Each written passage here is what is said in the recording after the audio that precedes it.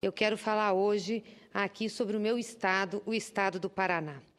É com grande preocupação que eu venho à tribuna do Senado Federal para chamar a atenção desta Casa, do Ministério da Previdência Social, do Governo Federal e, enfim, de toda a população brasileira para mais um absurdo que está sendo patrocinado pelo governador Beto Richa contra os interesses da sociedade paranaense. Depois de uma tentativa frustrada no início do ano de se apropriar do Fundo Previdenciário do Estado para fechar as contas do seu governo, o governador Beto Richa volta a carga nessa empreitada absolutamente danosa para todos os servidores do nosso Estado, manobrando na Assembleia Legislativa do Paraná para aprovar em regime de urgência, uma matéria de tamanha gravidade. A situação é tão delicada, senhoras senadoras, senhores senadores, que a região central de Curitiba, mais especificamente a região do Centro Cívico, onde está situada a Assembleia Legislativa do Paraná, tinha desde o início desta manhã, aliás, desde a tarde de ontem, cerca de 1.000 policiais militares e mais de 50 viaturas policiais deslocadas do interior para fazer um cerco à Assembleia e coibir os protestos planejados para toda essa semana contra a aprovação deste projeto que mexe na previdência dos servidores públicos estaduais.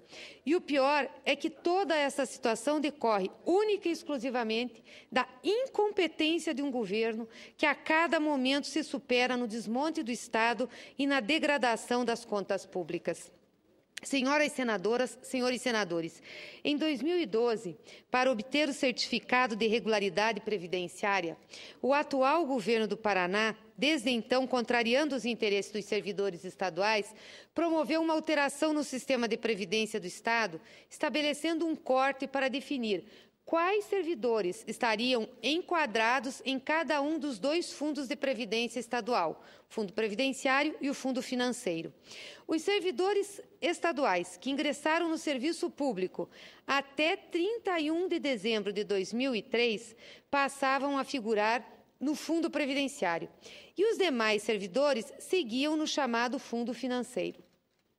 Falava-se, então, numa elevada dívida no Fundo Previdenciário em virtude da falta de contribuições patronais do governo estadual, que, a partir da manobra no sistema, teriam viabilizado a aquisição do CRP, o certificado, pelo governo do Paraná. Agora, exatamente pela incapacidade gerencial do governo, está sendo promovido o contrário. O mesmo governo está deixando de fazer aquilo que ele modificou. Está patrocinando uma mudança no que ele fez, retirando-se os aposentados e pensionistas com mais de 73 anos de idade, que hoje estão no Fundo Financeiro, cujos pagamentos são feitos pelo Tesouro do Estado, e passando-os de volta ao Fundo Previdenciário, para liberar caixa para outros gastos em detrimento da sustentabilidade atuarial de todo o sistema. O que, lamentavelmente, assistimos é um governo dotado da capacidade de agir de forma imprevidente e imediata, sem planejar e pensar os seus atos. Há 3 anos promoveu mudanças para solucionar um problema de então, e agora desfaz parte das mudanças por força de outro obstáculo do momento, sem que haja qualquer preocupação com os direitos e futuros dos trabalhadores, sem planejamento. É impressionante o quanto a falta de planejamento do governo Beto Richa se sobrepõe a direitos e conquistas fundamentais de quem serve efetivamente o nosso Estado, independentemente deste ou daquele governante. Afinal, estamos diante de um problema de caixa decorrente da irresponsabilidade fiscal do governo, cuja solução proposta passa pela revisão, sem qualquer cuidado ou aprofundamento, de todo um sistema previdenciário.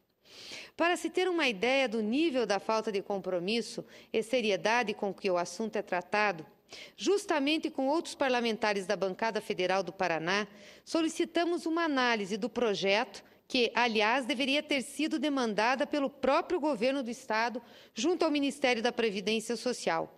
E a resposta é claríssima, ao afirmar que, para análise conclusiva do órgão, falta a apresentação dos elementos e estudos técnicos atuariais que são indispensáveis à avaliação dos resultados e impactos financeiros em conformidade com parâmetros prudenciais estabelecidos pela norma na perspectiva da sustentabilidade do regime próprio de previdência social e do Estado no curto, médio e longo prazo. Ou seja, senhoras senadoras, senhores senadores, no que se refere à aprovação do Ministério da Previdência para a implementação da segregação da massa, o governo do Paraná não apenas não obteve, como desconsiderou a conclusão do órgão pela necessidade de complemento de informação por parte do ente federativo, para que a revisão da proposta de segregação, anteriormente aprovada pelo Ministério da Previdência, de segregação da massa de segurados, seja analisada pela Coordenação de Contabilidade e Atuária do mesmo Ministério e possa, assim, ter validade, em conformidade com o disposto nas portarias daquele Ministério de Previdência Social. Fica evidente que nesse debate, que para piorar, recentemente teve aprovado o regime de urgência na Assembleia Legislativa a pedido do Estado.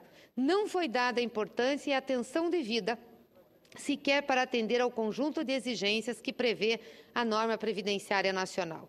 Nós já tínhamos tido um outro projeto enviado à Assembleia Legislativa. Esse projeto também teve um parecer contrário do Ministério de Previdência. Aí o governo retirou, ficou de fazer a discussão de maneira democrática com os servidores, de maneira clara, de maneira aberta, franca, enviou um outro projeto sem fazer esse debate, não pediu o parecer do Ministério da Previdência e colocou regime de urgência para tratar de um tema que é importantíssimo na vida das pessoas, que é a Previdência, é o direito à aposentadoria, é garantir os recursos de uma poupança previdenciária. E sabe que está fazendo errado, porque se não estivesse fazendo errado, não teria mandado a Polícia Militar, presidente Telmário, cercar a Assembleia Legislativa do Paraná. Nós estamos com mais de 1.000 policiais cercando a nossa Assembleia Legislativa, o Centro Cívico, fato que nós não víamos desde a época da ditadura militar, para não deixar o povo chegar à Assembleia para fazer o debate. É lamentável o que nós estamos assistindo hoje no Estado do Paraná. Quais são as justificativas que faltavam o governo do Estado encaminhar ao Ministério da Previdência?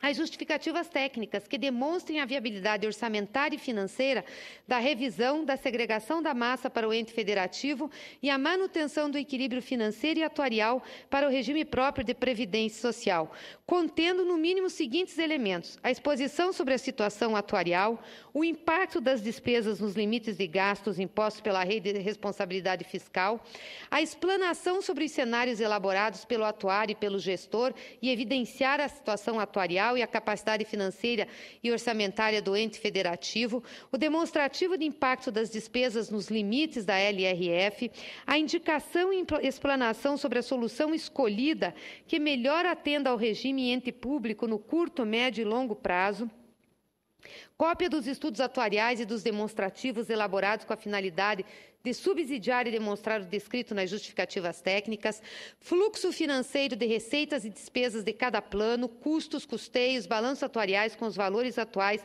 dos compromissados de cada um dos planos, estatísticas da população avaliada, bases técnicas, demonstrativo que contém a relação dos segurados com idade igual ou superior a 73 anos que se pretende transferir do Fundo Financeiro para o Fundo de Previdência, com as respectivas esperanças de sobrevivência, proventos e provisão matemática, dados cadastrais dos segurados integrantes de cada um dos novos grupos dos fundos financeiro e previdenciário, informação em relação ao índice de cobertura igual ou superior a 1,25, no mínimo, em 5 exercícios consecutivos, conforme dispõe a portaria 403 do Ministério da Previdência, informações referentes à qualidade da base cadastral, informações em relação à avaliação e à liquidez dos ativos garantidores dos compromissos providenciários, informação referente ao histórico e rentabilidade dos 3 últimos exercícios, estudo referente à razoabilidade das taxas de juros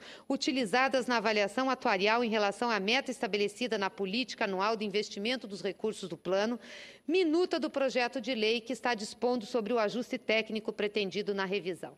Isso nada foi encaminhado ao Ministério da Previdência. Como que o Ministério da Previdência, que tem a responsabilidade objetiva sobre esses planos próprios de previdência, que os estados têm, aliás, também sobre os planos próprios de previdência privada, como que o Ministério da Previdência fará essa análise? Por isso, Amanhã nós teremos na Câmara dos Deputados uma audiência com o ministro Carlos Gabas para discutir exatamente essa situação, a situação de alguns outros estados, mas principalmente a situação do estado do Paraná, e deixar claro para a população paranaense, para os deputados estaduais, que não se pode aprovar esse projeto como ele está sendo apresentado na Assembleia Legislativa. Ele carece de uma discussão mais aprofundada e carece das informações que aqui eu relatei, que são informações pedidas pelo Ministério da Previdência. Enfim, senhoras e senhores senadores, como já foi dito, o Ministério da Previdência entende que o governo do Paraná não forneceu as informações necessárias para análise adequada. Mas, além do descumprimento do protocolo necessário envolvido no processo, o governo Beto Richa descumpre também a palavra dada aos servidores do Estado, quando, ao verificar a resistência apresentada na primeira tentativa de promover essa absurda mudança com o sistema previdenciário do Estado, afirmou categoricamente que somente voltaria a tratar do assunto na Assembleia Legislativa após acordo com os sindicatos envolvidos. Ele não fez esse acordo, não voltou a discutir com as categorias. E a nota pública apresentada recentemente pelo Fórum das Entidades Sindicais, composto por 18 sindicatos, deixa muito claro que este acordo não foi cumprido. Muito ao contrário, a nota afirma porque o Fórum é contra o projeto e, sobretudo, contra a urgência na sua tramitação, e contradiz enfaticamente as afirmações dadas pelo líder do governo na Assembleia Legislativa sobre o assunto, afirmando que as principais demandas apresentadas não foram atendidas. Afinal, senhores senadores e senhoras senadoras, o que pretende agora o governador Beto Richa? O projeto enviado à Assembleia Legislativa substitui a proposta original de fevereiro passado, que previa a extinção do Fundo Previdenciário, que o Ministério da Previdência tinha manifestação clara, posicionamento contrário, e estabelecia naquela época que o pagamento de 33 mil servidores aposentados e pensionistas com idade acima de 73 anos, que hoje recebem do Fundo Financeiro, passem a ser realizados pelo Fundo Previdenciário da Paraná Previdência. Fala-se numa economia de 125 milhões por mês do governo estadual, sem que seja dada qualquer garantia de sustentabilidade do sistema de previdência a partir da mudança. Os valores envolvidos, vamos lá a eles. Atualmente, o Fundo Previdenciário conta com 8,2 bilhões, que, segundo as contas do governo, a partir da mudança, chegariam a um mínimo de 4,27 bilhões em 2021. Ou seja, ao invés de estarmos aumentando os recursos do fundo para garantir o pagamento previdenciário de quem vai se aposentar, nós estaríamos, com a aprovação desse projeto, diminuindo. Os números apresentados pelo governo do Paraná são interessantes, pois em momento algum são projetados os valores que o fundo teria sem alteração da proposta. Considerando o crescimento do fundo no último ano, quando saiu em fevereiro de 2014 de 6,8 bilhões para 8,2, temos uma variação positiva de 19,36% em 12 meses. É importante registrar, senhor presidente, que esse Fundo de Previdência do regime próprio dos servidores públicos do Estado do Paraná é o que tem o maior saldo no Brasil hoje, mais de 8 bilhões. Tomando-se como base os números apresentados pelo governo do Paraná para o saldo do Fundo Previdenciário para os próximos 10 anos, considerando a manutenção desta taxa de crescimento, que é razoável, afinal a carteira conta com 79 mil contribuintes ativos contra 13 mil inativos, estaríamos diante de um prejuízo nominal estimado de 35,2 bilhões de reais. Ou seja, nós estaríamos perdendo, com esta medida do governador Beto Richa, 35 bilhões do Fundo de Previdência dos servidores públicos. Como que vamos pagar as aposentadorias? Quem vai garantir as aposentadorias aos servidores públicos do Paraná? Para sermos mais realistas, considerando uma inflação de 6,5% ao ano, nesses 10 anos, ainda assim o Fundo Previdenciário teria um prejuízo de mais de 17,7 bilhões no período. Trata-se, portanto, senhoras senadoras, senhores senadores, de uma soma de recursos demasiadamente expressiva para que seja realizada uma alteração deste porte no sistema, sem que haja segurança, a profundidade, a análise e, sobretudo, o tempo necessário de debate junto àqueles que são os maiores implicados com a mudança, que são os servidores públicos estaduais, os nossos professores, os trabalhadores na educação. Não é possível que presenciemos tamanho causuísmo com o sistema de previdência de milhares de servidores públicos que não têm culpa da responsabilidade fiscal do governador. Como podemos alterar em menos de 3 anos, 2 vezes um sistema de previdência que deve ter sustentabilidade e segurança no longo prazo para solucionar a situação financeira de curto prazo de um governante? Se as medidas de 2012 se mostraram tão ineficazes que precisam ser refeitas em 3 anos, qual é a segurança que temos de que esta, que está sendo proposta agora, hoje, não necessitará de um ajuste prévio? E tudo isso à custa dos servidores paranaenses? É mais um momento dramático que vive o meu estado, o estado do Paraná, por conta de um governo que continua sem governar. Muita propaganda, muito discurso e praticamente nada a apresentar de concreto em mais de 4 anos de gestão. Ao contrário, foi um primeiro mandato de irresponsabilidade pela incompetência absoluta, que tem transformado um estado rico como o Paraná, terra de gente ordeira e trabalhadora, em exemplo de má gestão nacional. E não adianta o governador querer colocar a culpa no governo federal, colocar a culpa no seu antecessor. Já passou, já comprovamos que a irresponsabilidade é da sua gestão. Não adianta dizer que o governo federal está devendo ao estado do Paraná. É mentira, não está devendo.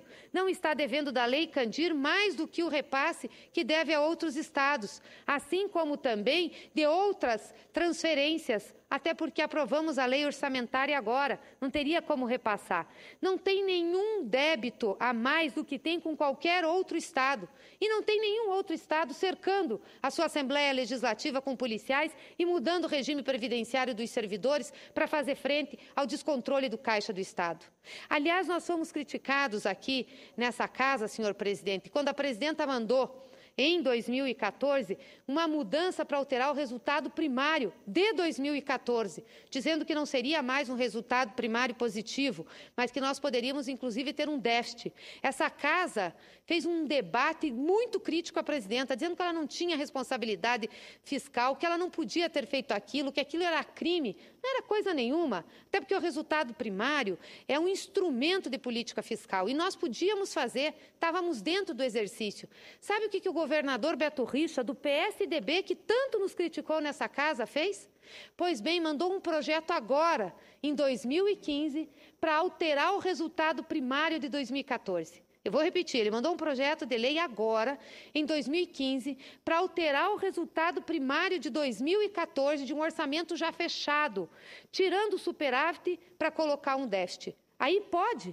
Aí ele é responsável? Onde é que está a responsabilidade desse governador? E dizer que isso é um problema do governo federal? Está na hora de assumir suas responsabilidades, governador. Isso aqui não é um debate político, não estou disputando com Vossa Excelência nenhum cargo político, não estou disputando uma eleição. Sou senadora do Estado do Paraná e não posso me calar de ver o nosso Estado nessa situação.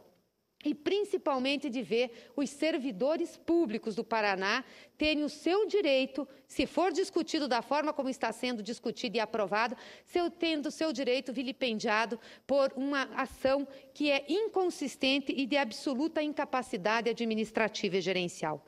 Eu queria aqui pedir, senhor presidente, pedir ao governador que, por favor, retire os policiais do entorno da Assembleia Legislativa. O Estado do Paraná é um Estado democrático, que faz parte desse país. Nós não precisamos de polícia para ficar guardando a casa do povo, aonde as pessoas têm que ir debater, aonde as pessoas têm que ir discutir. Faço um apelo para que ele retire, para que os professores, para que os trabalhadores possam entrar na Assembleia Legislativa. Porque se a proposta dele for séria, for sustentável, ele não precisa de armas e cacetetes para proteger os deputados, para fazerem o seu papel e terem o seu trabalho.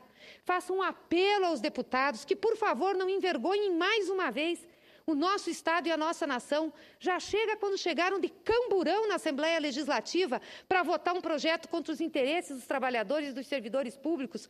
Por favor, não se submetam a votar um projeto de lei que é contra os interesses dos servidores públicos do Paraná, contra os interesses previdenciários, protegidos por cacetetes e por armas. Não façam isso. Vocês foram eleitos democraticamente para representar os interesses do povo.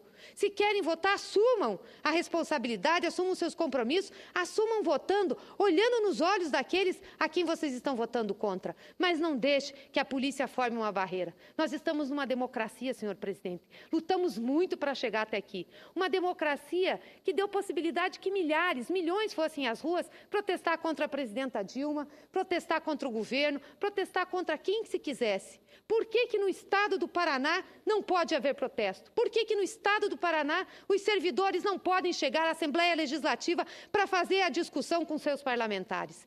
É um apelo que eu faço. Eu tenho muito medo que a situação que está se preparando esta semana no estado do Paraná manche a nossa história democrática e, principalmente, deixe uma mácula sobre a Assembleia Legislativa do nosso Estado. Deixo aqui um apelo e a minha mais absoluta solidariedade aos professores, trabalhadores na educação e servidores do meu Estado, o Estado do Paraná.